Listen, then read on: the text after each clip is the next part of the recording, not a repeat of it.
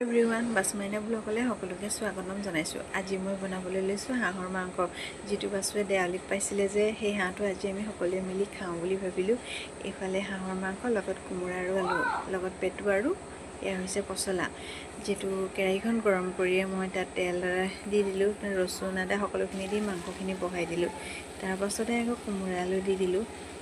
এইফালে আকৌ মই পেটুৰ ভাজিখিনি বনাই আছোঁ দুয়োটাই একেলগে, যিটো বহুত দেৰি হৈ গৈছে। তাৰপিছত দেখিছেনে ইমান ধুনীয়াকৈ উতলিবলৈ ধৰিলে।